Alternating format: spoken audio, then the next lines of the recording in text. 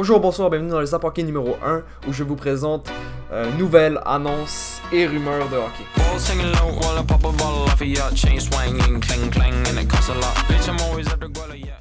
Sans plus attendre, Marc-André Fleury se fait échanger aux Blackhawks de Chicago contre le joueur Mikael Hakkarainen, un joueur de 23 ans qui clairement va jamais faire la NHL. Je serais très surpris parce qu'il a passé la majorité de sa carrière dans la AHL.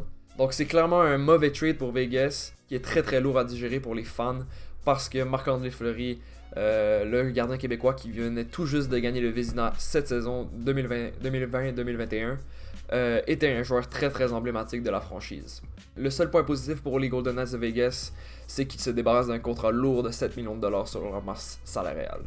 Autre nouvelle spécialement québécoise, 3 joueurs issus de la LHJMQ, Ligue de hockey junior majeure du Québec, sont invités au camp d'entraînement du Canadien. Les 3 joueurs sont Miguel Tourini, Charles-Antoine Pilote et Bennett McArthur. En soi, la nouvelle est pas très incroyable, mais l'intrigue est apportée sur la tournure que prend le Canadien récemment, car récemment dans le draft, ils ont repêché 4 joueurs issus de la LHJMQ. C'est une première depuis 2013. On peut peut-être associer ce changement de mentalité, parce que c'est vrai, dans les dernières années, depuis 2013, ça fait 8 ans, que le Canadien n'avait pas vraiment fait confiance à ces joueurs québécois issus de chez nous, très clairement. Fait qu'on peut peut-être associer ce changement de mentalité au récent succès de Harvey Pinard avec le Rocket de Laval.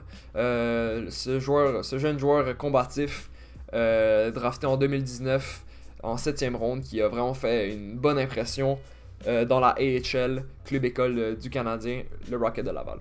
Signature! Mark Stahl, frère de Eric Stahl, présentement encore sous contrat avec le Canadien, signe une extension avec les Red Wings de Détroit, 2 millions pour 1 an. Petite signature comme ça, toujours bon pour les Red Wings de Détroit. Mark Stahl pour entourer les jeunes joueurs de Détroit très clairement.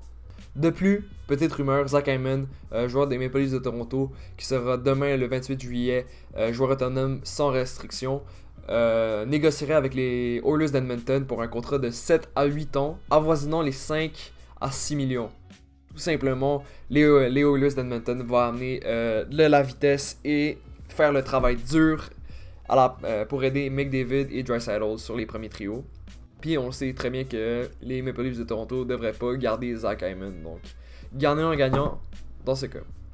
Ensuite, alerte signature, l'attaquant de 25 ans Sam Bennett a signé un contrat de 4,4 millions pour 4 ans avec les Panthers de la Floride. C'est un peu cher payé pour un joueur qui n'a pas fait mieux que 37 points dans sa carrière.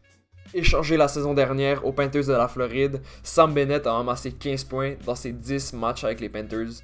C'est une très bonne fiche. Ça a sans doute séduit l'organisation des Panthers et le directeur général Rory Babish.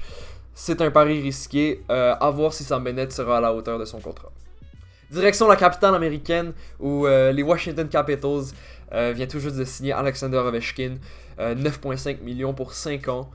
Très clairement, Ovechkin veut aller battre le record de Wayne Gretzky, qui est de 891 buts, 81 buts. En tout cas, il veut aller battre son record. Ça va être peut-être cher payé dans ses dernières années de contrat, mais il fallait garder Ovechkin à Washington. C'est poétique.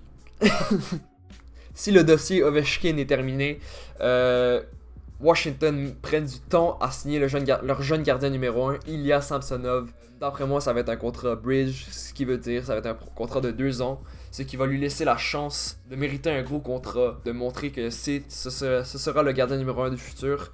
Parce que cette saison, il y a eu vraiment une saison mitigée et très très peu fulgurant durant ses playoffs.